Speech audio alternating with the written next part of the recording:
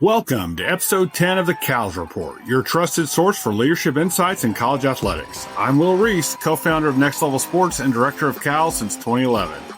In our big interview, Ryan Bradley sits down with Troy Dannen, director of athletics at Nebraska. From leading in the Big Ten to shaping national conversations, Troy brings sharp, experienced perspectives to the moment we're all navigating. Then in the lobby, we hear from Nevada's Stephanie Rempe, Troy's Brent Jones, and Louisiana Tech's Ryan Ivey. Three group of five ADs who are showing what it looks like to lead with clarity, conviction, and culture.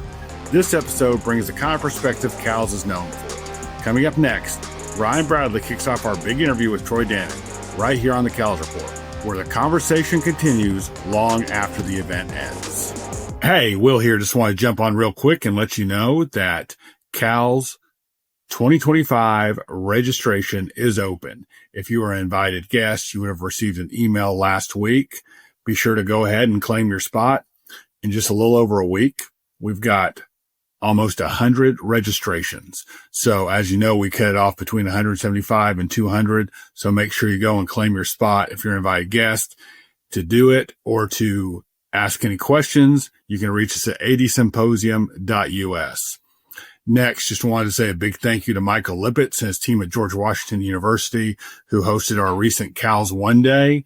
Thanks so much. About 20 athletic departments, conference offices represented, about 200 attendees. We had a great day in Foggy Bottom.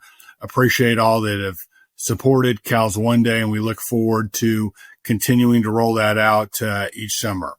So now on to the big interview with Troy and Ryan.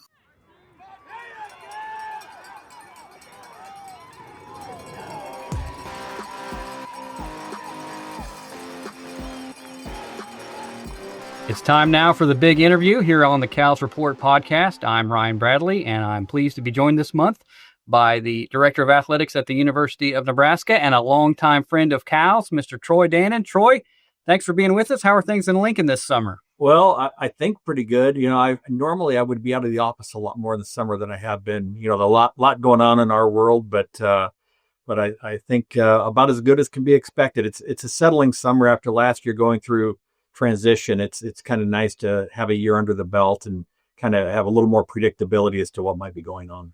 Absolutely. Well, a lot to talk about, as you mentioned. Things certainly not slowing down in the summer months for athletic directors in this day and age. We're going to talk about all the changes, both for you personally moving into the role at Nebraska a little over a year ago and the things going on in college athletics.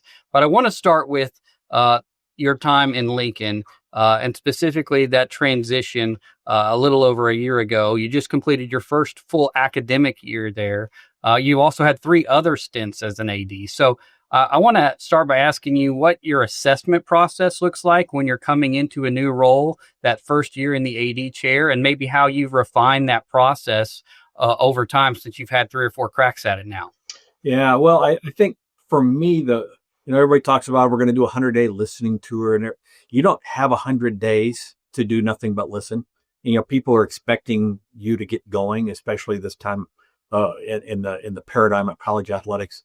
You know, I've always believed, and I started this when I first went to Northern Iowa in 2008. But my first meetings were always with the head coaches, just one-on-ones. I always go to the head coach's office because I want to see what's on the walls, what's on their shelves. You know, it tells you about their lives, you know, their family pictures and everything else. So I try to rarely, if ever, have a meeting in my office. Certainly the initial meeting's not in my office. And really it's just a matter of, you know, what's going right, what's going wrong. You know, I'm a big believer that we work for the coaches, regardless of what the organizational chart says. As an athletic administrator, you work for the coaches. Well, you know, what's their assessment of what's working, what's not working, what units are great, where are their liabilities, strengths and weaknesses.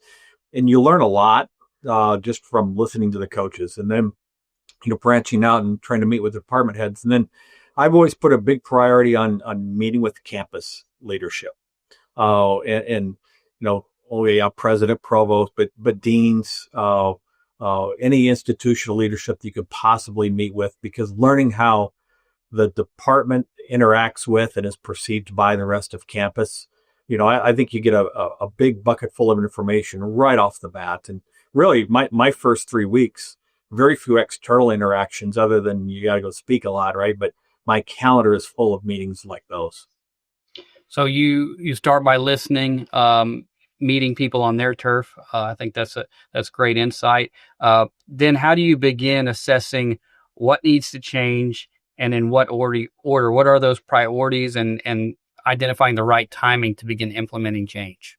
Well, after I do all those, then I really start to get to know my senior leadership team, and it might seem backwards that I don't do that first, but I want to find out how we're interacting with and serving the people around us, and at that point in time, when you start to get the leadership team together, then I can really ask intelligent questions about why, I told everybody when I get here, everything's up for questioning.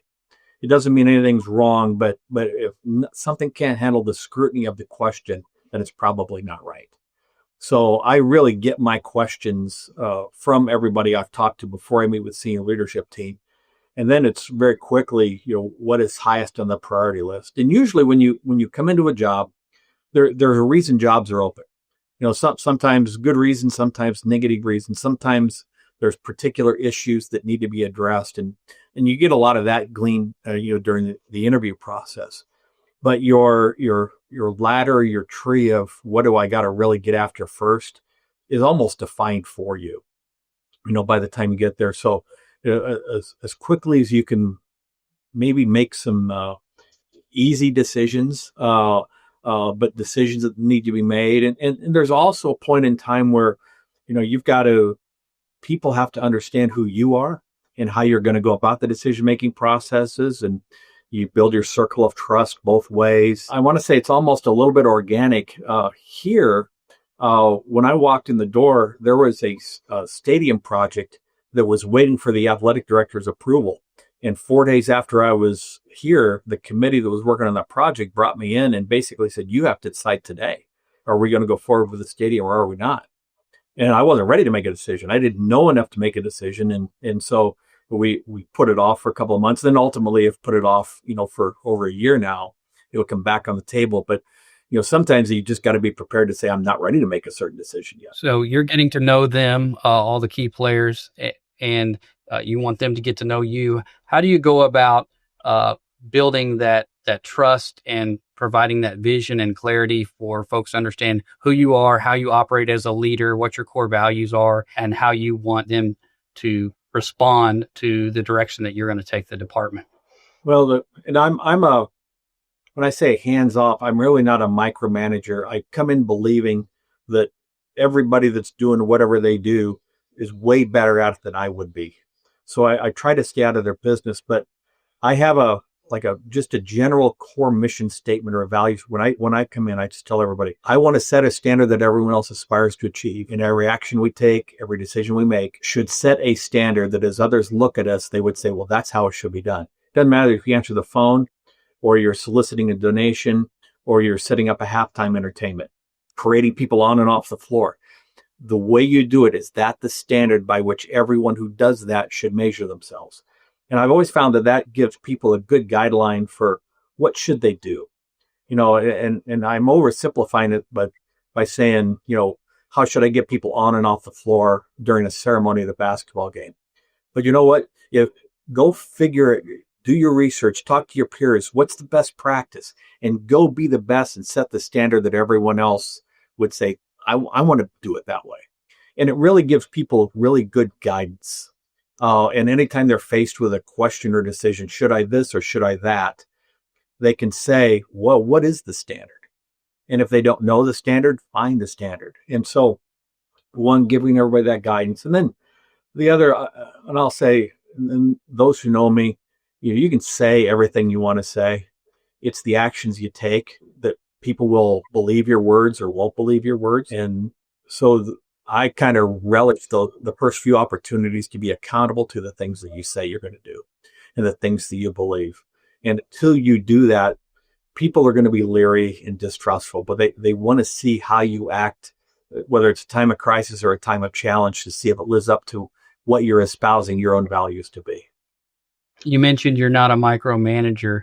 I'd love to get some insight on your approach to time management, because I imagine you're being pulled in a million different directions. You're spending time in rooms with people you maybe didn't spend time with 4 or 5 years ago because of the nature of the way the business has evolved and working on different types of problems. So how do you manage your time to ensure that you are spending your time on the things that matter most and in the most efficient way possible?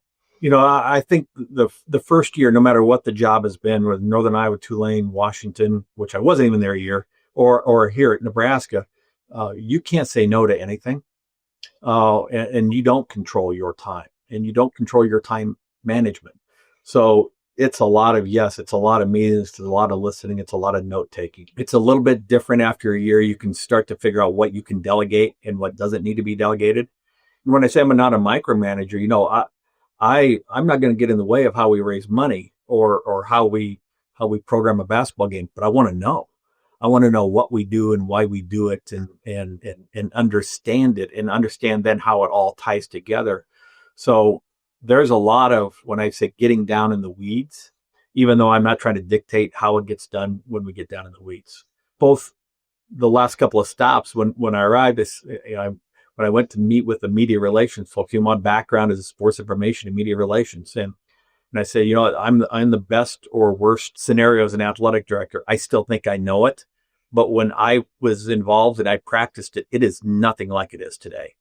I was word processors and no social media when I was doing it. So, I'm trying to learn even the stuff I think I really know well. I'm still trying to learn how it's done today. You've got a strong team there at Nebraska, folks who were there when you arrived. You've also brought in several new faces, folks that have worked with you at different places. With everything that is happening in college athletics today, what are some of the skill sets and also some of the intangibles and characteristics that you think are most important for building a strong senior staff of leaders? Well, the first and foremost, and the one thing that's never changed is I think have a pretty good handle on what my weaknesses are and my biggest liabilities. I want to hire into those weaknesses. The things I think I can do, I don't need more of that. Being able to acknowledge your weaknesses and liabilities up front. And then from a structure standpoint, trial and error along the way, I figured out at Tulane after a few years what structure I like to operate within from a leadership team standpoint. And so at Washington and then again here, the structure has been the same. Different people in those places, but the structure is something that I'm comfortable with, I like, and I've seen it work. And so I think it stays the same from place to place. From a what do you look for? It doesn't matter if it's a coach, it doesn't matter if it's a senior staff person. First and foremost, I gotta like them, and they gotta like me. And that may seem, Pollyanna-ish, but you're going to be with somebody in a lot of good times, a lot of bad times. You're going to be with them on the road. You're going to be around them a lot. If you don't like them, it's going to be difficult. So that building that figuring that out very quickly. We all have our circles, and whether you call them mentors or it's broader than that. I used to joke about how when I was in Northern Iowa, I didn't come up from the background. So whenever I would make a hire, I would say, I'm not bound by this, it's who you know principle. I have a very open search because I didn't know anybody in the business. As things have evolved, the relationships that you develop, I hire so much into those relationships. I very rarely, at least for a senior leadership position, hire somebody that I don't know or there isn't 1 degree of separation. I'm more likely to hire a head coach than an assistant coach. Why? Because you can't afford to take chances and risks when it comes to people. And so doing as much diligence as I can to figure out, hey, you worked with this person, tell me what you think. That really helps me understand more than the interview or the resume. I do tell people on the resume all the time, I don't know what degree anybody has.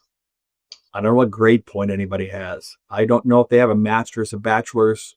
I know the doctorates sometimes because of the title, but I know what they did. I know what their experiences are.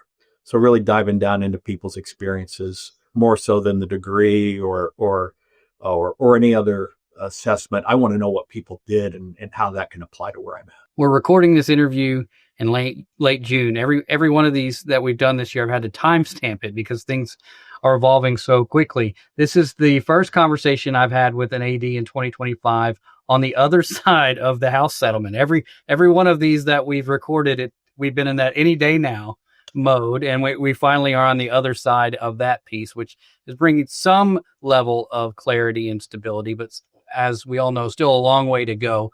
What have the past 6 months looked like for you and your team in terms of preparing to navigate this new landscape in the midst of a lot of uncertainty, and how much more clarity do you have now than maybe you had a few months ago? Well, I would say I think the last 6 months, the last 12 months have been the most invigorating 6 or 12 months in my 18 years of sitting in the AD chair. And one, it's, trying to chart a course in which you don't know the road, to come up with all sorts of contingency plans just in case this happens, that happens.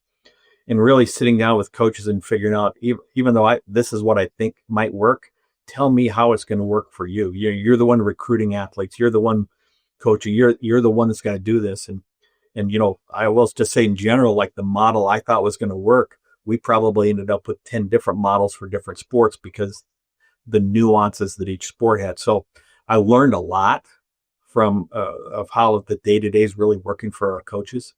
The frustrating part, in this business, we're all type A. So we don't have patience, and we've had to have patience. And also that comes with being type A is we're control freaks. We want to control everything. And at this point, the legal system was in control of everything. So there was a lot of frustration there. I would tell you, and my staff would tell you just this week, probably the first time I've been really frustrated and it's come out in meetings with the staff because, we have a settlement. We don't have rules. We haven't operationalized the settlement. And most of us, not all of us, but most of us are rule followers. Tell us the rules. We'll find a way to walk right up to the edge, but just give us the rules and give us the parameters. And we're waiting for that.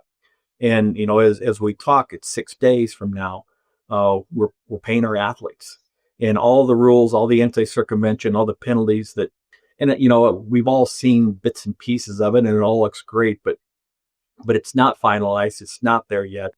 And so, this has been the most challenging part because, all right, we got a settlement. Let's go.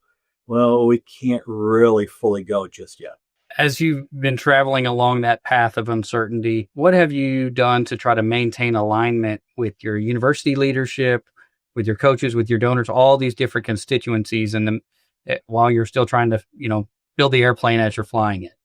Yeah, it's easy to say communicate, but I've spent more time with people that I normally don't spend a lot of time with, that maybe even day to day aren't involved in athletics. To let them know what is happening.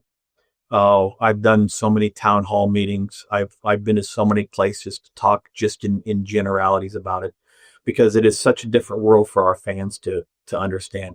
Learning how to communicate what's going on with the coaches and then turn around and communicate it with, I don't want to sound, more important than I should, but with the layman, with the people that are reading something or watch a message board or watch ESPN, right? And trying to let them understand it in a sense that doesn't turn them off to everything that's going on. That's also been a challenge. But not wanting to give away or not wanting to speak in absolute terms, but speaking in generalities about what are the key facts. Most people, the details matter to us as the department, but outside the department, to my president, to my CFO, to the foundation, even to my GC, who isn't worried about the details, but it just in general, how is it going to impact us? The other piece, like at a place like Nebraska, we haven't been in the last 2 decades where we were the previous 2 decades of football. And, finding ways to take things like are happening right now and present them as opportunities. It was no different at Tulane. We looked at COVID as an opportunity to do everything right and come out of it fast, right? And make ground up on the people that were ahead of us because of how we respond to the crisis of COVID. We have the crisis of the antitrust settlement implementation. So convincing people that we are going to be ahead of it. We are going to use this as an opportunity. Hey, this is a great thing. Forget whether you like it or dislike it. This is a great thing. This is an opportunity for us to set the standard that everyone else will aspire to achieve and apply that model. So, we have, I think, really good buy-in internally and externally because we've looked at it honestly as a positive. If you're not a change agent right now, it is going to be a tough road to hoe. It really is. And higher ed is not a place where change agents thrive.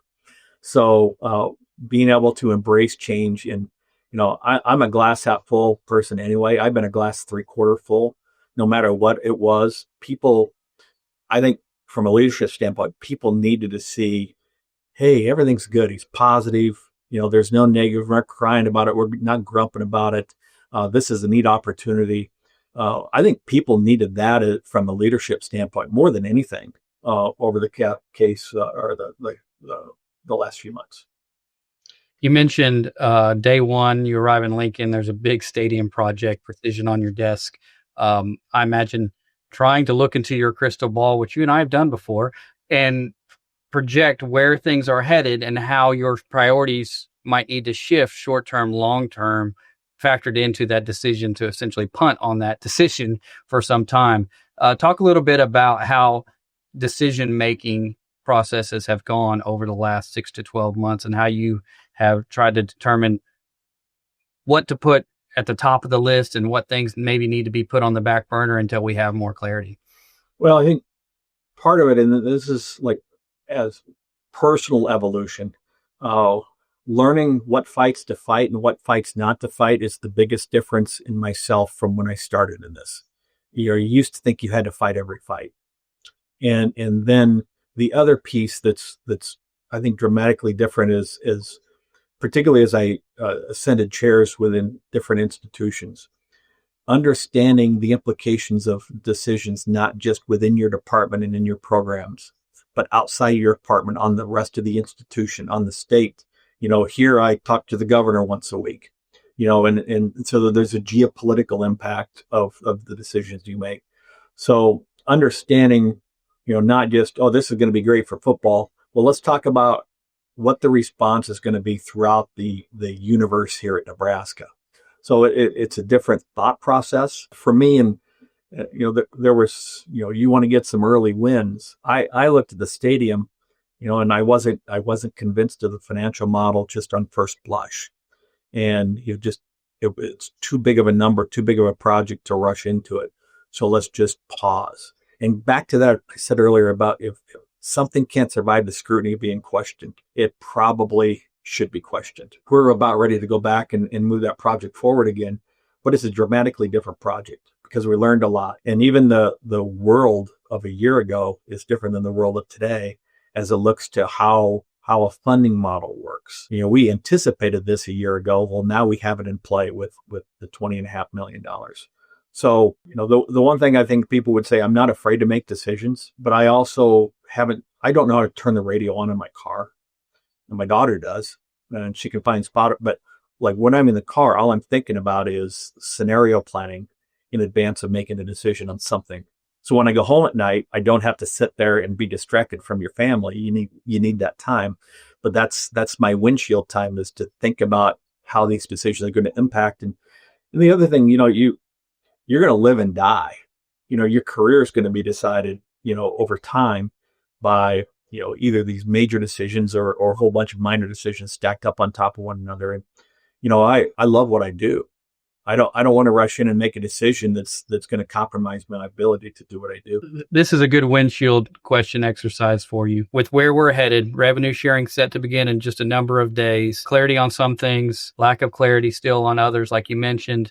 If you were king for a day, where would you start? What's the first thing you would do to try to address the issues that we're faced with, the challenges, it's a better word, that we're faced with in college athletics, in order to build a more sustainable path for the future? Well, when I tell you governance, and I sat on all these committees and Constitution Committee, Transformation, all that other stuff, I think the governance model's wrong in college athletics. And here's what I mean by it. We hired, and the president's empowered commissioners to act in the interests of their league. and they didn't hire them, and they weren't meant to direct the enterprise, but that's what they're doing. And we have at the A4 level, we have 4 different commissioners that have their jobs. The reason they were hired was to promote the interests of 4 leagues and advocate for the schools in those leagues, but they're being put in a position to direct the enterprise. If I were king, I would bring all the presidents together and say, we need to take someone, and you could say it's Charlie Baker, you could say it's whoever it is, but someone has to have the autonomy and the power granted by the presidents to act in the interests of the enterprise. And I have more respect for the 4 committees. I know them all well. They're great leaders. They're great people. And this is not a criticism of them, but we're asking them to do things because there's an absence of single figure authorities to make those type of decisions. And so the governance model, I think we're going to struggle until we get more into a governance model where somebody has to be accountable for the enterprise and the enterprise only. Makes sense. All right, I want to switch gears a little bit and talk about managing coaches and hiring philosophy, particularly when it comes to coaches. You've had the opportunity to hire a bunch over time. So what does your assessment process look like for head coaches, and what processes have you utilized to help you determine when it's time to make a change, we need to go in a new direction? Yeah. The hiring process, if you look at my history, my bias is hiring head coaches who've been head coaches, particularly getting to Washington and coming to Nebraska. I'm not sure the Big Ten is the place to learn on the job. So I think, I ended up hiring a football coach in a short time there when Caitlin left, and then was way down the road and hired a basketball coach, Danny Sprinkle, before I left and came here. So one, I look for the experience, but two, every job and every circumstance is a little bit different. And so what person may fit today may not have fit 5 years ago. Understanding why you're not where you want to be. And it's not just, I've never talked to a coach about X's and O's. I could care less. I could care less if they like to play a zone or a man-to-man. It's more of a philosophy. Back to do I like this person? I'm hitching my horse to their ride. Is this the ride that I'm comfortable in taking? I've always applied to would I let my son or daughter play for the coach that I'm hiring? And that's a really subjective thing. But at the end of the day, the accountability to the experience, even though we don't talk about it, even though recruits don't ask about it, nobody asks about graduation and health and safety and degrees anymore. They ask about the deal. But at the end of the day, coaches are still measured. I just told the coach this yesterday. Your tombstone is still going to talk about the impact you had on people. You're not going to talk about how much you won and lost. Your contract is going to be based on how much you won and lost and whether you get the next one. I get that. But so there's still a measurement of that's impactful as you look at coaches. I also, and it's hard to find this, but you cannot miss with integrity. You cannot take a chance on integrity. And I've yet to hire anybody that had an issue in their background. And when I do look at background, I'll use a Willie Fritz example. When I hired Willie at Tulane, what I remembered about Willie when I was on the FCS championship committee in 2010 or 11, and he was at Sam Houston State, and I was on his sideline in the FCS championship game as a committee member, and watching how he dealt with his players, how he talked to the guy in the chain box, and how he dealt with the officials. And I never forgot it. I thought, this guy's just a quality person. And so, fast forward, you never know, 5-6 years later, I'm hiring at Tulane and there's Willie Fritz. And the thing that I remembered was just that character, that integrity I saw on the sideline that day. And so that's really, really important, because at the end of the day, I think the fans, your fan base, your external constituents that aren't in the office every day, they want to know they're being represented by a quality person. And that person is not going to embarrass them and their fanhood and their respect for the institution.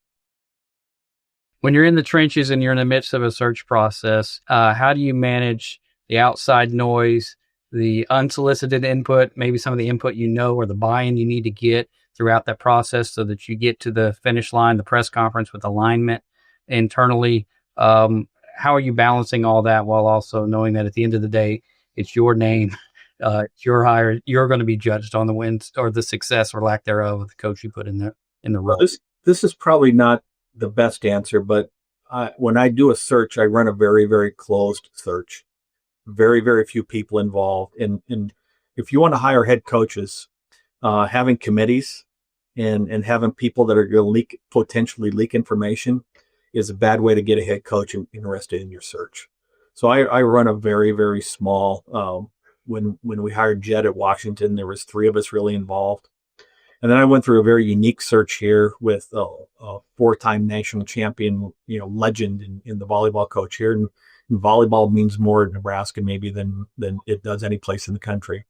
And from him telling me privately he was going to retire to that public announcement and the naming of the coach 4 days later, with really a group of 1 of us besides myself involved in that process. And then as we started to talk to more people, because eventually, more people have to be brought in to execute contracts and to get the media relations piece. I really rely on confidentiality. The flip side is I hired a golf coach, women's golf coach, and it was more of a committee. And I let the sport administrator, no matter what the sport is, the sport administrator is going to be involved in the search.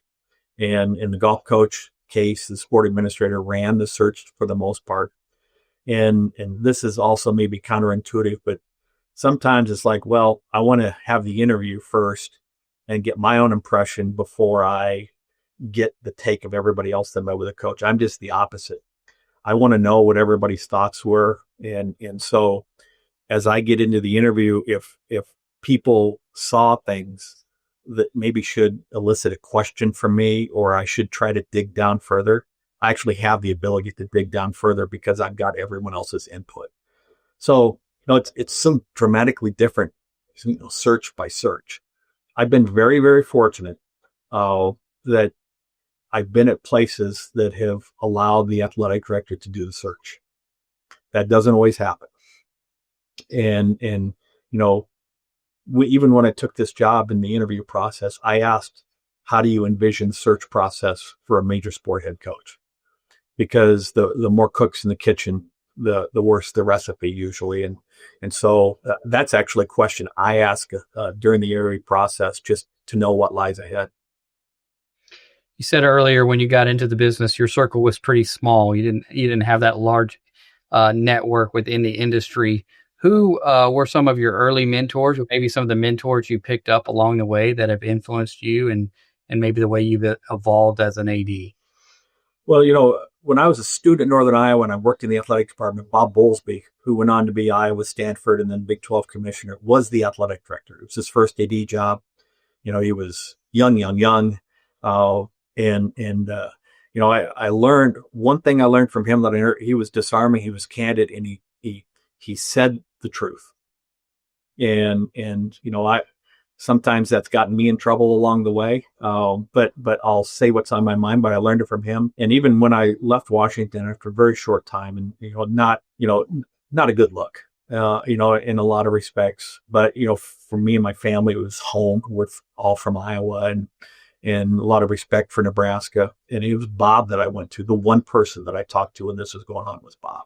So he's still, in so many ways. But along the way, for me, it was watching ADs that I admired and that said things. I think in this job, more provincial you are, the less chance you have to succeed. You can be provincial at home, but when you go into the meetings, when you're on your peers, you've got to think bigger. You've got to talk bigger. And like guys like Bruce Rasmussen, that was at Creighton for a long time when I was in Northern Iowa. And then, I was lucky. I think when I got to the American, Mac Rhodes was at Houston and then transitioned to Hunter, and Pat Kraft, who's now at Penn State, and Mark Harlan, who's now at Utah. There were great ADs. Ward was still in the room for a little bit when I got there. There were great ADs that I just was kind of in awe of and learned a lot from. And whether they knew they were my mentors or not, even today, as we go through these scenarios, and, Mark Harlan, Pat Kraft, and I were talking yesterday as a group. So, those ties never go away, even though maybe they were built at some other place at some other time. You've had a long history in association with CALS. You hosted CALS when it was one of the first professional development events to gather in person coming out of the pandemic in New Orleans. What has your experience with CALS been like over time, and how important are organizations and events like CALS to bringing up the next group of athletic leaders? Well, I go back, when I was the AD at Northern Iowa, one of my staff members wanted to go to this thing called CALS, and I didn't know anything about it. It was in North Carolina at the time. I think Bubba was hosting it. And he came back from it, and I said, how was it? And he says, it was the best thing I've ever been to. And so the next year, I was asked to go and be on some panel, and I went. And I every session that I sat in, I learned something. And that wasn't the case in a lot of the other professional development things I'd been to. A lot of them were more social opportunities than they were actually growth opportunities. And every year, the one thing I insist I will never miss is CALS. My dates are blocked out for this year. They're going to be blocked out for next year. I just won't miss it. I only go to one professional development thing a year now. And it's CALS. And it's because of a couple of things. One, there's social and there's network. People aren't there to find another job. People are there to learn. And a lot of the friends I've got in the business, I met through CALS. I consider Brent Baker one of my best friends, but my relationship with him came and was fostered at CALS. I've had some most fun times in my professional career at CALS, but there are people who talk about mentors from the conference, mentors now that I still go back to because I heard them say something or I sat on a panel with them at CALS. And we still go back and talk about things that come up today. So, there's I suppose there's lots of sodas you can drink. You drink the one that tastes the best for you. But, we don't have a lot of time to waste. And your time, like I would tell you, probably personally, my bandwidth is about as stretched as it's ever been currently. So you have to really pick and choose wisely as to what you do and where you want to spend your time. I have not been to the one days yet. I know they're extraordinarily valuable as well. But for me, getting to CALS and being able to listen to everybody else, because it's practitioners who are up there that have done it and they're talking about it. And I also think CALS has done a really good job of who they selected and put up there. They're people who have established credibility in the business, and whose voices, I think, when you walk in, you should listen to. Got a couple more questions before we let you get out of here, but I do want to stop and, on behalf of Will and the CALS team, thank you for that endorsement, but more so for your investment and for making that an annual commitment to host, to be on a panel, to just stay involved. You've added tremendous value to CALS and the CALS community through the years, and we're really grateful. Appreciate that. We know the story of, we were set to host CALS when COVID hit in New Orleans. And so, it went away. And you're right. When we were all coming back from COVID to start that was it the 2021 school year, I think. And everybody was a little hesitant of what we should do. In a lot of ways, for many of us, it was cathartic because we were back among our people, first time in a long time. New Orleans is a great place to do about anything. So it was a neat event. Yeah. I don't think those of us that were there will ever forget having dinner on a riverboat and then riding on a Mardi Gras float back to the hotel afterwards. Yeah, that was pretty good. We dented Will's pocketbook a little bit as well during some of the social events, but I told him, you come to New Orleans, the social part of it's going to be very, very important. Yeah, you guys delivered. It was well worth the investment. All right, a couple more questions. You said you're a glass half full, if not a glass 3/4 full guy. So I'll ask you, what in 2025 are the most enjoyable and rewarding parts of being an AD? Well, I would say when you come into the work in the morning, You have at Nebraska, we have 325 staff members. You have 550 athletes. Those 900 people, they're excited to be there. They want to succeed. They want to find a way to get better. They want to beat somebody. It's an incredibly vivacious day when you come in and everybody's motivated and wired that way. You could go to work at JP Morgan and half the people are there and can't wait to get home. That's just not the way it is in athletics. So it makes your heart beat. And as young people come up, like a lot of us, I'll have 5 people a month want to come in and talk about, I want to be an AD. What is it all? And I say, find something that makes your heart beat fast when times are the worst. And because there'll be great times, but there'll be awful times in this. And if your heart can still beat fast during the bad times, this is your place. And so I would tell you, great thing is that my heart beats fast every day when I come in because I can't wait. The other thing I would say, when you're around this enough, and I don't spend a lot of time with student athletes. I think most ADs would tell you they don't, just because of the calendar. I try to carve time out every day on my schedule to go to practices at the very least. But what the athletes go through. You walk through the training room. You see them in this weight room. You see them working in the off season in ways that the general public doesn't see. But when you can be there and celebrate their success, knowing what they have done to get to that point, that's pretty awesome. We talk about walking across and getting your degree, and there's a lot of ways success is. I want to win. And part of the reason I want to win is because I know what they're doing to get to a position to win. You don't go through all of that just to do it for the sake of it. You go through it to win. So watching them have success, knowing what they do, that to me is the extra juice out of the squeeze. Last question. The CALS audience, primarily those emerging leaders, aspiring athletic directors, what would your word of encouragement or advice be for them as they are continuing on their path in hopes of one day sitting in a chair like the one you're sitting in today? Well, I would say this is the right time. You're going to be a part of the development of something that no other generation of athletic administrator has lived through and probably won't live through for a long time moving forward. So it's a very unique time. There's people that try to run to stay ahead of the train before it runs you over. But there's people that look around the corner to see where the train's coming and be one of the ones that looks around the corner and see where the train is at. So you don't have to run to stay ahead of it. Stay ahead of it. There's with change and what's going on, it does nothing but create opportunity. And so it's a very unique time. If you want to keep a positive spirit and if you want to look at it from a great way, there's a lot of negative out there. I know I love our coaches, but the coaches don't come to tell me, man, this is awesome. This recruiting environment's awesome. The collectives are awesome. They don't do that. They tell you about all the problems they're running into. And sometimes if you listen to all that, it could drive you to drink pretty quickly. But all those problems are actually opportunities if you find ways to uncover them for the coaches or for the people that work with you. And that's the challenge of it. And a lot of people don't ever get that challenge. They get to come in and punch the clock and hope we win the game.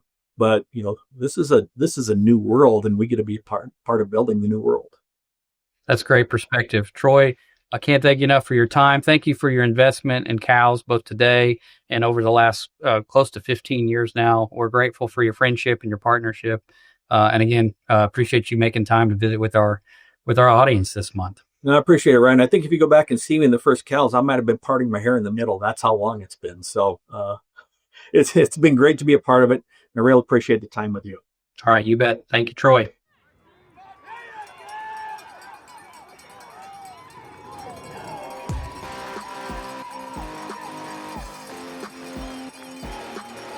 Welcome to the CALS Report. This is the June edition. 2025. I am Brent Jones, Troy University's athletic director, and I'm joined by two experts in this field with Stephanie from Nevada and Ryan from La Tech. You're going to get to know a lot more about them as we go through. But before we do, I think it would be great for us to sort of give a shout out to Will to talk about CALS and what he means. I've been able to go for 8 of the last 10 or 12 years and has really been able to grow from an associate AD to a senior associate to a deputy to now being in the chair, and just so appreciative of him wanting to do items like this, as well as day one, as well as the sessions, and really be able to give back to the community, which has been great. Stephanie, would love to hear about your interactions with Cal as well as with Will.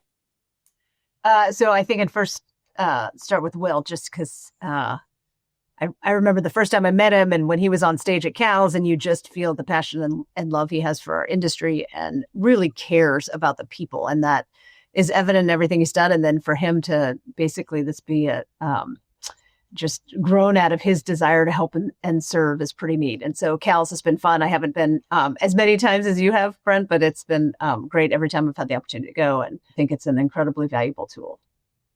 And Ryan, your experience with Will? Yeah, you bet. Will's been great. I mean, I certainly echo Stephanie's comments. I can remember my first CALS as a Division II AD at Texas A&M Commerce, and just the ability to be a part of that group as a Division II AD was really important for me and my career growth pattern.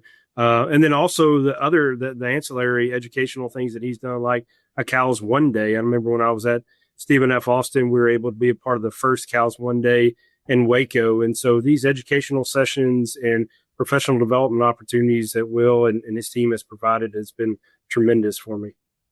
Before we jump into some of the hot topics that we have today, obviously with the House settlement, with NIL Go, with Deloitte, with the challenge change, and everyone that we have with revenue share, I do think it would be beneficial to everybody to sort of hear about our path and how we became an athletic director. We all have different paths. We're all in different tracks, and we all sit here now as a group of 5 athletic directors. Ryan, yours is a little bit different. I've known you for close to 20 years now, when we were both in the FCS, when you were at McNeese State and I was at Georgia Southern, and you took an even more of an unconventional path, becoming a Division II AD and then working your way up to 2 different FCS. You could take our listeners sort of through your process and through how you became now at as the athletic director and VP at Louisiana Tech. Yeah, Brent, like you said, I mean, it's certainly an interesting path, and I think everyone has their own path to really get to where they are. And mine was different in the fact that I had a really unique opportunity when I was 31 to take a Division II AD job at Texas A&M Commerce, and very, very thankful to Dr. Dan Jones, the late Dr. Dan Jones, for his confidence in me and being able to take that program and really hire some really good people, let them have success, and then able to turn that program around led me to Austin Peay, where I was the AD there for 3 years, and again was able to turn around that program from a football standpoint, just from a really departmental aspect of it as well. Then was fortunate to get the AD job at Stephen F. Austin for 6 years, and really was able to kind of see that next level from an FCS standpoint, the things that we were able to do there. Really at SFA kind of helped to prepare me for this next step here at Tech. And it's been fun over the last, year and a half, so really about 16 months, so not quite a year and a half yet, but it's been fun getting to know the people here. Being at the FBS level has certainly been different. There's a different aspect of it, but I'm just thankful for it and really appreciative of the people around here. Stephanie, you've been at some of the biggest brands around, from LSU to Texas A&M to Washington. Walk us through your sort of trajectory and path as well to sitting at your seat now at Nevada. Well, the older you get, the longer the story becomes.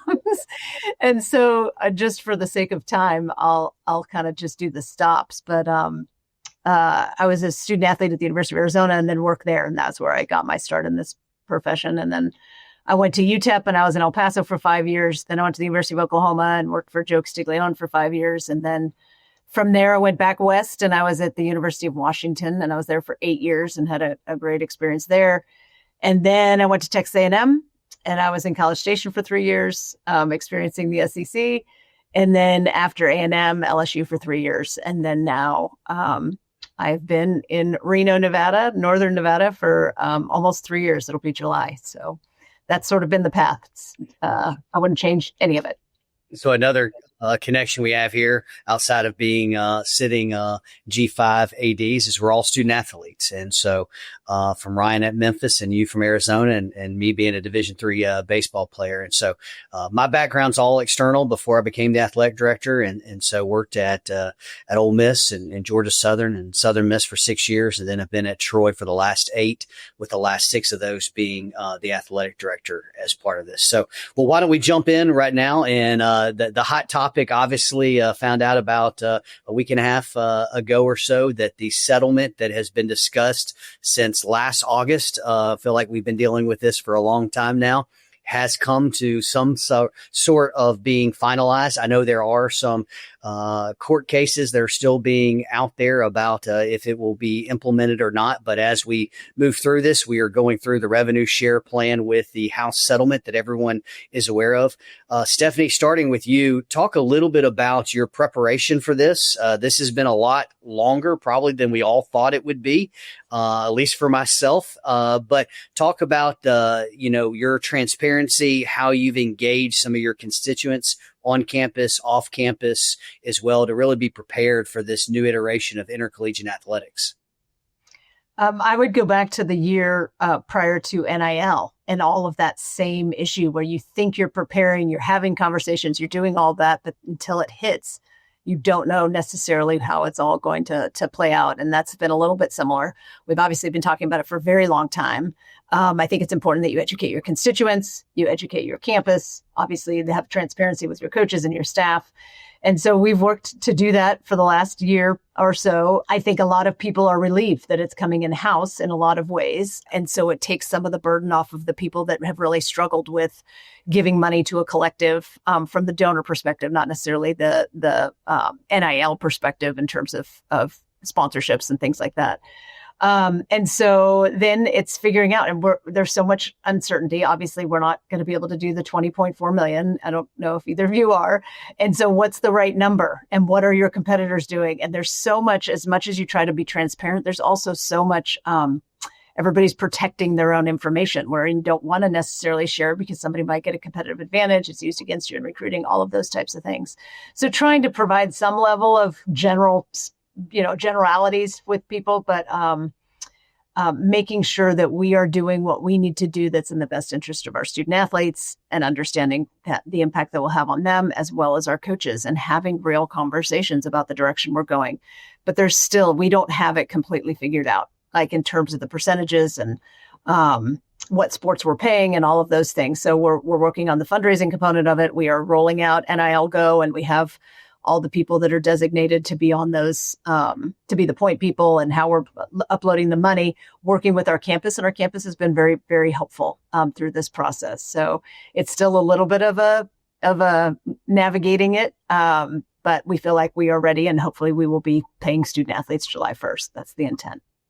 Stephanie, before we go to Ryan, it really, I was a COVID baby. So I was hired in June 2019 as the athletic director here, ascending from the deputy of external.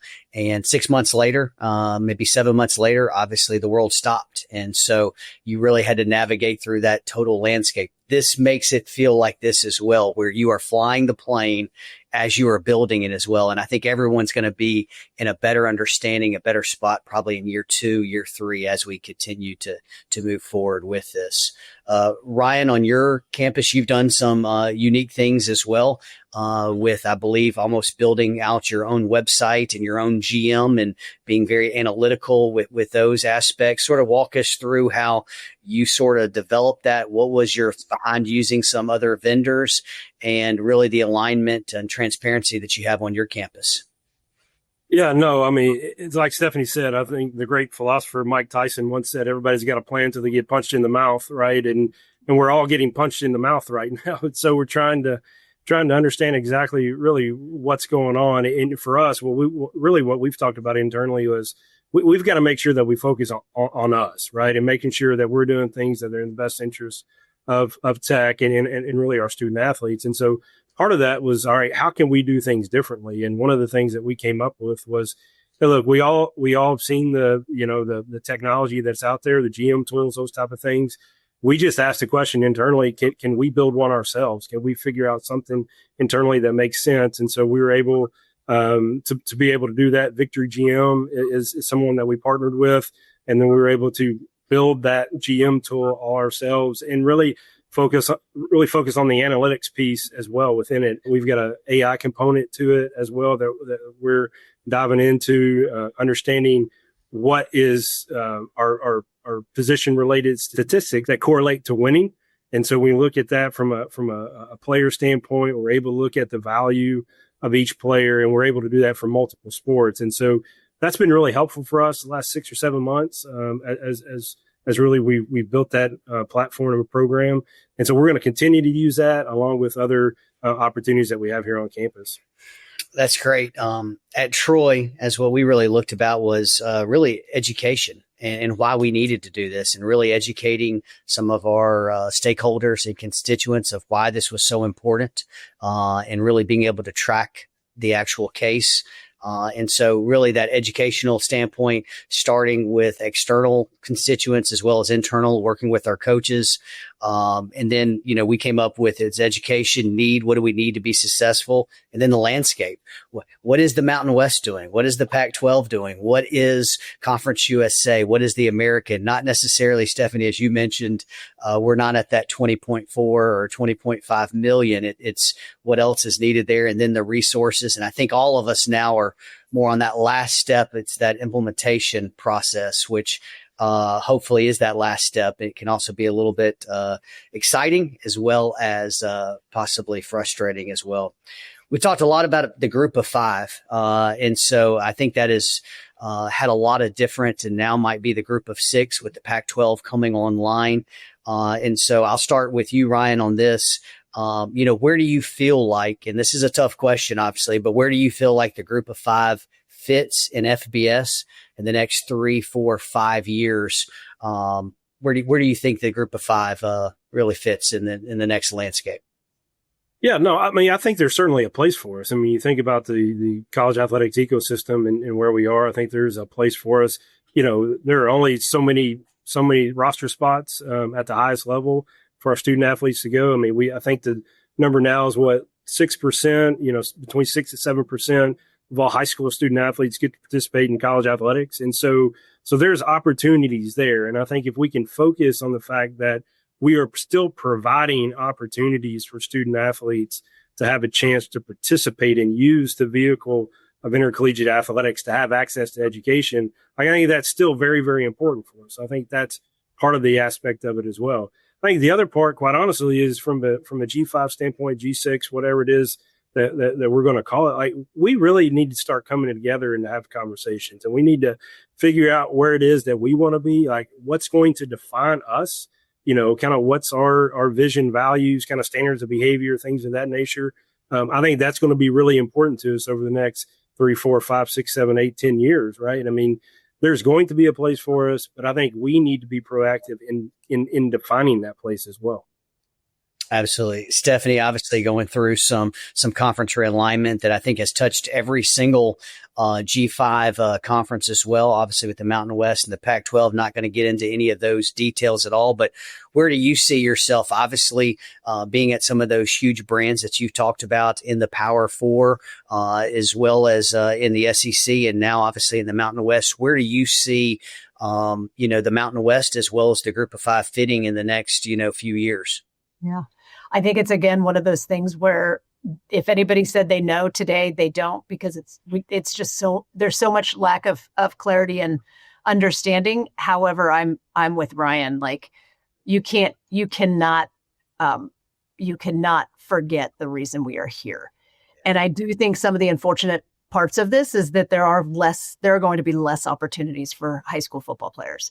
And that one is the one, and baseball too. And that's hard, because we know how cherished these opportunities. We know how it transforms your life by having the opportunity to play in college. And the fact that those numbers are decreasing, I think, is really difficult, and it's challenging. And for us, I say a lot of times, because you hear our coaches be frustrated. Everybody gets frustrated, donors, all of those things. And I think our coaches have done a pretty remarkable job of being resilient and working through this. And the thing I always say is, if you don't like something, change it. If you can't change it, you have to change your attitude about it. And I think our coaches have done a tremendous job. And speaking specifically with football, I think Coach Choate, and he's going into his second year, has really embraced this new model. And an example he used is he spent several hours with a AAA baseball GM that was in our local community just to talk about it, feeling like that's kind of our new space, and not be resentful that that's the case, but actually meet with your student athletes and say, what do you want to accomplish? Because if I can help you go, and, we have a football player last year that went to a Power 5 or Power 4 that made over $1 million. And so you can turn that into a positive. As hard as that is, you're helping these kids as they go on and have life-changing opportunities when it comes to the financial opportunities that they have at the bigger schools. And so what can you do to really focus on training and developing and creating a great culture that impacts these kids for the rest of their lives, even if they don't graduate from the University of Nevada, and really, really embracing that and making sure that these kids know that you really do care, even if they're here for a semester to 2 years to 5 years. And I think that's really important. Absolutely. The transient nature, everyone talks about NIL, and that's the one that gets the bad rap. But when you lay the NIL, the collectives with the transfer portal, with the removal of restrictions in residency, that has really created a lot of the chaos that we have here. And I feel like it's part of all of our jobs as practitioners is to really inform our fans, because they're so important to us, to the lifeblood of our programs across the board, whether it be in Nevada, whether it be at La Tech or at Troy, to really be able to grow. There's a quote that I had here from Gene Smith, who retired about 2 years ago from Ohio State. And he made a comment, and I thought he was referring to Ohio State at the time, but he really was referring to our industry and our enterprise. And he said, moving forward, it's not going to be necessarily about national championships as much as it's going to be about competitiveness in your conference. And I didn't necessarily understand what he was saying at the time, and now I do, with our conferences and how spread out we are, as well as how many have grown in nature. Going back to the previous question that we had about the resources and the house and the revenue share, if we're competitive in our conference, then we're giving our coaches, our student athletes, our fans a fighting chance. And I think that's where we're really going to be judged on as we continue to move forward, is, being able to set those standards, whether that's GPA, community service, attendance, tickets, as well as competitiveness in our conference. That's how we'll be judged. And obviously, from the Mountain West to Conference USA to the Sun Belt, if you're tops in your conference, you're going to have those opportunities of postseason play, whether that be bowl or NCAA as well. Stephanie, you talked a little bit about with your coaches. How do you sort of set your expectations? How do you work with them and setting those expectations? There's a limited budget. Not everyone has it, no matter if it's 20.4 or if it's $2 million or $200,000. But how do you set those expectations with your coaches on what's coming down the pipeline, as well as being able to have realistic observations as well as goals? Mm-hmm. I think there's a couple ways. One, I do think there's value in having individual conversations so that you can be transparent with them. They can be honest. And it's obviously a different dynamic when you're in a head coaches meeting, which we had last week. And I think a lot of the coaches got to hear. Our football and our men's basketball coach really had some good dialogue in that meeting about the landscape. And it's different. It is different for men's basketball than it is football. It is different for soccer than it is tennis and all of that. They understand our financial challenges here on campus. And there is a path for us in terms of the support. We have a phenomenal president who is unapologetically supportive of athletics, and he is trying to ensure that we're competitive. And then we have to do more with less. And we're focused on what are the levers that we do have? What are the advantages that we do have? And are there ways we can be creative? I think what's also fun is encouraging the coaches that have been headcount coaches to go meet with the coaches that have been equivalencies, because understanding the equivalencies in scholarships is a completely different animal. That if you're not used to that, if you're volleyball or you're women's basketball, women's tennis, you don't even realize all the nuances and the advantages you can get depending on how you where you recruit and what kind of kids you bring into your university. And so making sure we're having those conversations and everybody knows that there's open dialogue, and we're still trying to figure it out. And then some of them, in terms of their ability just to fundraise to help offset some of the things that they want to do for particular student athletes. Ryan, how are you communicating that and holding coaches accountable, but also being very transparent about what this new world looks like?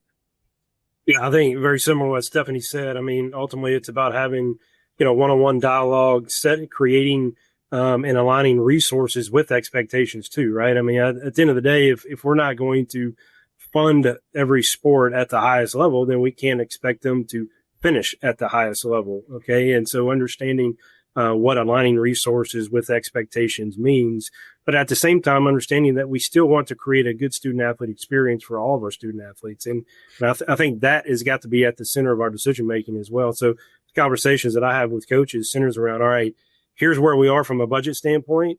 All right, what are the areas in which we feel like are really important for us? What's priority 1, 2, and 3? How can we attack those areas? And then how can we make sure that we're putting our student athletes in the center of our decision making? I think when we do that, we come out with really with a good plan, and then be able to go and really implement and execute that plan. I think the other thing is understanding and educating those in and around athletics about this, right? I mean, at the end of the day, our fans are very passionate and they understand and they want us to win in every sport that we have. But the reality of it is we're not going to be able to. So we need to make sure that we are educating our fan base, our donor base, our president, our boards, whatever it may be, on our plan and what that looks like. And so, because if we can do that, and then we can show hey, here are the results that we've had associated with this plan, then hopefully we're going to be able to create an opportunity for them to understand it. At the same time, maybe now they're going to want to invest in it more because they've seen the success of that plan as well. Absolutely. From both of y'all, transparency, being very direct and understanding what it is. Look, every sport portfolio is different as well. And so some sports have a history. La Tech, women's basketball, you can look at the Final Fours and national championship games and everything. And so each different school, that's what I also think that is somewhat exciting. It's also challenging about this house settlement, but before everyone was on equal level and there's only certain ways that you could pour into it. And now being able to really be able to hopefully be able to pour into those revenue sports that will ultimately be able to help and benefit every single sport that matters. And so the one thing I do think that has been somewhat lost in the narrative is it's not just about, and Stephanie, you brought it up, we are losing roster spots for a lot of high school student athletes, and they really have probably been overlooked the last few years because of the portal. And at least I know on our campus where we're heavy portal in all of our sports, because you can get a person who's, played 1 to 2 to 3, sometimes 4 years and still have some additional years left compared to being a developmental program taking on a high school. But really being able to invest into those resources. But the one thing that has been lost is the ability to have additional scholarships and be able to fund that. And both of y'all mentioned that is at the core of what we do. Is we're all student athletes. We all have undergrad degrees. And so as we move forward, and that is literally what the value of being a student athlete is having that college degree. And so hopefully that's not lost as we move forward. Stephanie, our next question that we have here is really about mentorship. And so I want to phrase this in two ways. I want to hear some people who have been so crucial and important that you have either worked for or that have been surrounded by friendship. And then how do you become a mentor to your staff and or others? But first sort of talk about people who are mentors to you, and then how do you become a mentor to others? That's an interesting question. I've had the opportunity to work around and for and with incredible people in this profession, and including coaches, and have focused on how do you develop relationships. And I think young in my career is very task oriented and didn't understand necessarily the value of relationships and spending the time with people that comes out later when you're working through things. If you have a great relationship with somebody and being able to call people and network and all of that, those are not necessarily my strengths. And I think there's tremendous value in doing that. So I also think something for me that is important is understanding the value of being a role model, not necessarily a mentor, of course, but the fact of a role model. And that is something when people see somebody that looks like them doing something that they want to do, then they believe they can do that. And I think that is as valuable as anything else, because if you grow up and don't see anybody looking like you that is doing something, you kind of, I don't think you can envision that happening. And I think that's something that I didn't recognize until I remember going from UTEP to Oklahoma and realizing the impact of that.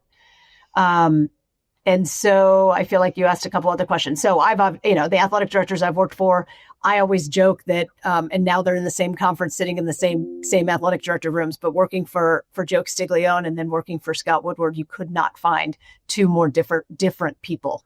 And so working for each of them was an incredible experience for me. I mean, I always say Scott took college athletics and put it on its head and spun it around because Joe is so, traditional. He'd been growing up this way, and Scott had not been in athletics until he became the athletic director. And I started working for him a month or two after he became the AD at Washington.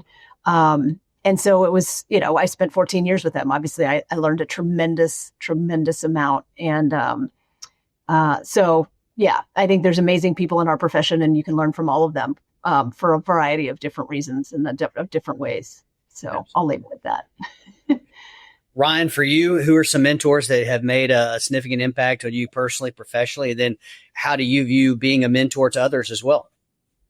Yeah, I mean, as I mentioned earlier, my path is just so different because I became an AD at a fairly young age. And so I hadn't had a chance really to be at a Power 5 school, working for some of these just phenomenal leaders that we have in the industry. But I did spend about 6 years with Tommy McClellan at McNeese State. I was assistant associate AD down there. He was the AD. We were 25-year-olds trying to figure it out, right? And there was a lot of value in trying to figure it out. And so he and I are still close to this day, and being able to lean on him and have those conversations has been really helpful for me as well. What I've learned by being in the AD chair for, 13 years now is I get to have interactions with other ADs, which become friends, right? And friends and colleagues and competitors, which I tend to lean on, right? I mean, Brent, you're one of them, right? I mean, I call you quite a bit. I mean, I think about Ren Baker. I think about Jared Mosley. I think about those individuals, Jamie Boggs at Grand Canyon. These are individuals that have had a ton of success at different levels, but are very humble about who they are and are willing to invest and have conversations and give back. So I think that's what I've learned over the years. And as far as my approach to mentorship, it's about being humble and understanding that at the end of the day, this place was here before us and it's going to be here after us. Our job is to try to make it better while we're here. And so having that servant leadership mentality, serving others, focusing on others, allowing people to have opportunities to have success and failures, I think is really important. I read something a while back about creating this leader method. And essentially what we have to do as leaders is we have to divest control of what we're doing, but maintain responsibility. And that is a hard thing, I think, for human beings to do. But I think once we're able to really dive into that, then we're able to really invest in people and really create great leaders.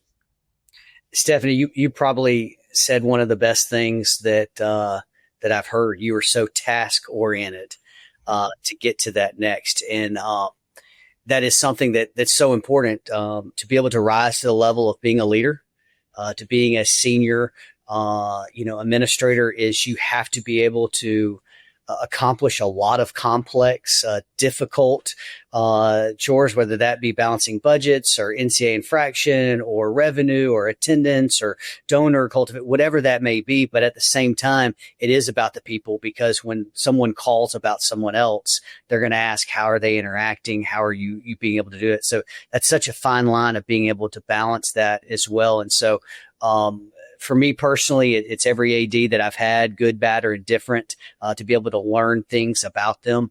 The one thing that I probably respect more than anybody or any attribute is hard work, really, really hard work. And so being in this profession over 20 years and, seeing it has changed some obviously since COVID, which is some good things. And so I think we lost a lot of talented people after COVID because they wanted to have that ability to be able to move a little bit more and have that flexibility and not have that take away from their family life. And so how do we really lean into that as an enterprise, but being, task oriented, but also relationship friendly and building that is so key. And with those mentors we had. One thing I do want to talk about, which goes into the mentoree, is professional development. And one of the first phone calls that I received after being named athletic director and was from a colleague who was in Conference USA and now is in the Power Four, but said these are the loneliest positions you'll ever have. You just don't understand how lonely they are. And I think it's for so many different reasons because you have to make so many strategic decisions and Stephanie, Ryan, and we all work on so many projects that never see the light of day half the time. And that's for good reason, right? You're a big planner and those things, but at the same time, it's the emotional aspect. It's the professional aspect that these chairs are very lonely. And people can only understand that. So, Stephanie, how do you, from a professional standpoint, development, how are you making sure that you're staying up to date, that you are, you have the most accurate information, that you are, really still being able to provide ideation to yourself as well as to your department? How are you balancing that as well as the million other balls that we have in the air? That's a little loaded question. I would not say I have figured that out.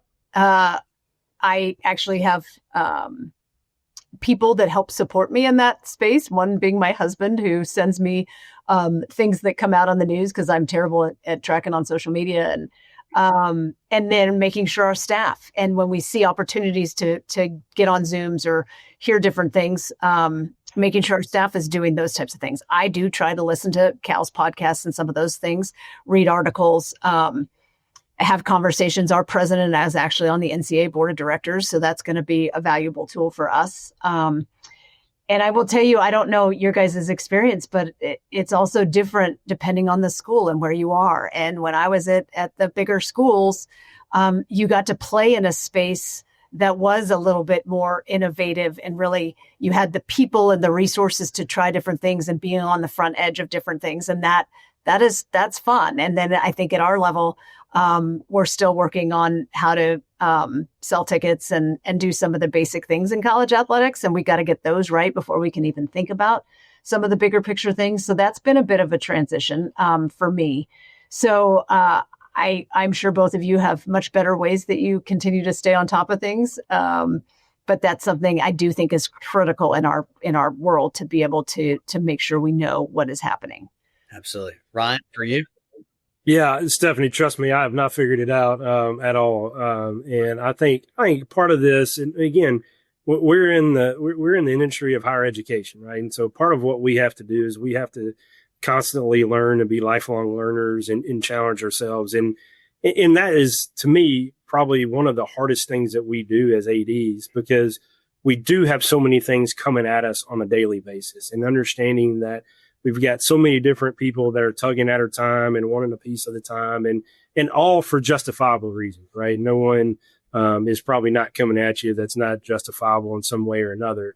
But we do have to make sure that we're creating priorities in for ourselves. And I think, and I go back to the comment that I made about divesting control but maintaining responsibility, right? And that's why I think it's really important that we have great people around us that we can trust and that we're able to lean on and give them opportunities to really have success, so that we can take time for us to have just thought. I mean, one of the things that I do just about every morning is I've got 2 labs at home, and every morning at 6 o'clock, those dogs are ready to go. I mean, and it's like, they're my accountability partner, and it's amazing how that works. And whether I'm, just get out and I walk for 40, 45 minutes to an hour, or I run or whatever, but just to have a conversation with myself out there, I think is really important.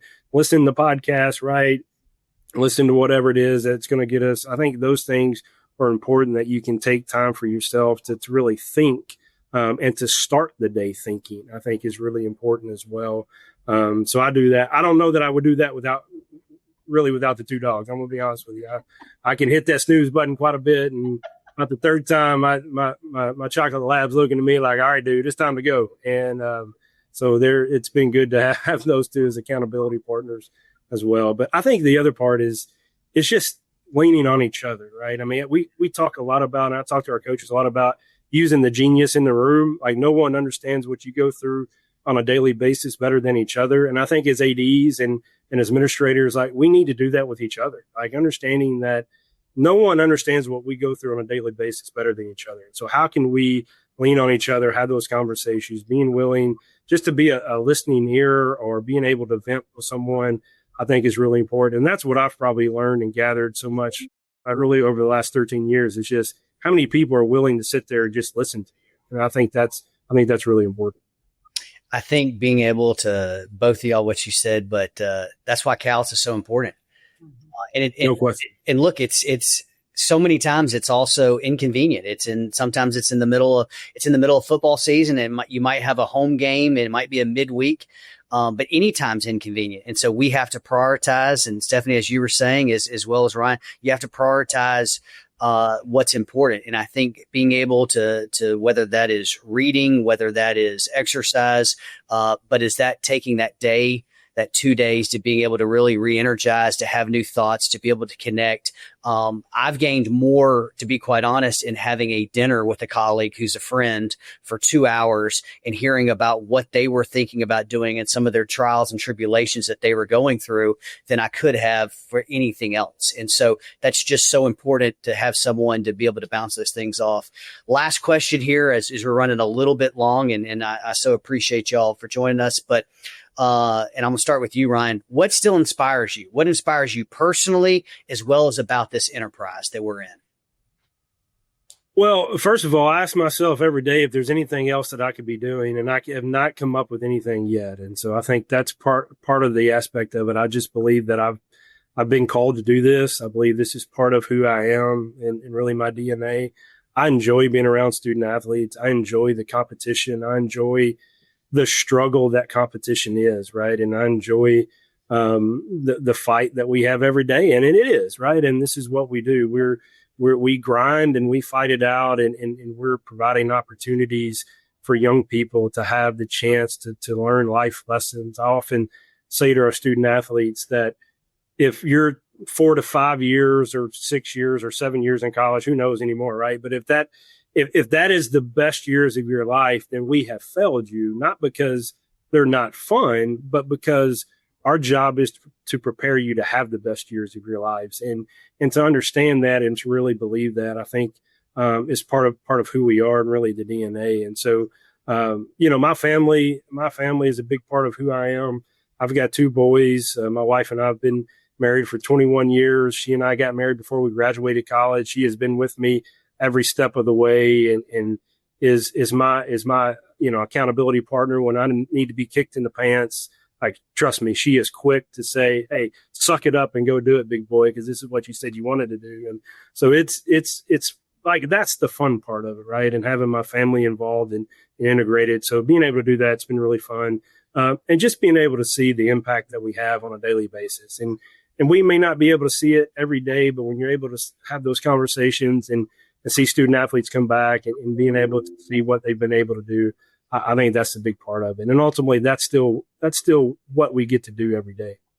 Funny anecdotes, story here. I still remember Ryan when he didn't have kids, and I was riding around in the back of your truck in Lake Charles, Louisiana, with your wife in front as we were going to meet Tommy and Jessica for dinner as part of that. So that's how far we go back now, no doubt, as part of it. So, but Stephanie, what inspires you, as well as about what inspires you personally, and then also in this enterprise? So I always go back to, I love that we have a measuring stick in college athletics. I love that we get measured all day, every day. And that inspires me because you want to be the best. I want to be the best athletic director. I want our teams to have success. Our coaches really are what give me the energy, and and we always have to do better. But a big focus of mine since we've been here is supporting our coaches, and I want our staff to feel like every single day they're coming to work to make the programs better. And our coaches, when you talk about the impact on student athletes, and I say this all the time, the most important thing that we do every single day is who we hire, because who we hire are the people that are around our student athletes and truly impact our student athletes. And that's why we're all here. So what is the biggest impact we can have, and who are the best people we can hire, and who are the best things that we can do to support our student athletes? And our focus for me that I continue to champion is supporting our coaches, because that's where the true impact comes. And that is what inspires me, is to figure out how I can be better, how I can measure up against whatever tool we have. Obviously, winning and losing is a big one, but in addition, countless other things, whether it's financial resources or metrics on fundraising or ticket sales or how we compare with our peers and all of that. I love to be measured. I love to be put up against and see where we stack up and then go to, continue to go to battle to get better and move up that stick. So that inspires me for sure every day. Absolutely. Well, I think the chosen profession that we all have here is simply incredible. We all started as student athletes and not knowing where this was going. I actually wanted to be a coach, wanted to be a college baseball coach, and sort of went in a different path at Ole Miss and worked up through marketing, that aspect. But the inspiration is really to try to make a difference and be competitive. The same thing you're saying, try to make a difference, be competitive. The same things that pull your hair out are the same things that really challenge and excite me. Right. And so that's that tough battle that you have is those battles, those fights, those plans, being able to put a plan in place and being able to see 150 student athletes graduate, the highest that you've had, or setting a GPA or whatever that may be, but really be able to serve, make a difference for this chosen profession. And it only has gotten even more chaotic now with everything that we have. But I greatly appreciate Stephanie for your time, as well as Ryan for your time and your expert analysis and being able to spend. Hopefully our listeners have been able to get something out of this with the CALS report. This is June 2025. Thanks for joining us. Thanks for tuning in to episode 10 of the CALS report. A big thanks to Troy Dannen for his candid leadership insights, and to Stephanie Rempe, Brent Jones, and Ryan Ivey for sharing what it looks like to lead through change at the Group of 5 level. As always, thanks for listening. We're grateful you're a part of the CALS community. Subscribe on YouTube, Apple Podcast, and Spotify, and be sure to follow us at the CALS Report on Instagram and LinkedIn, and at AD Symposium on Twitter. To learn more or connect, visit adsymposium.us. Until next time, stay connected, stay inspired, and keep leading the way in college athletics.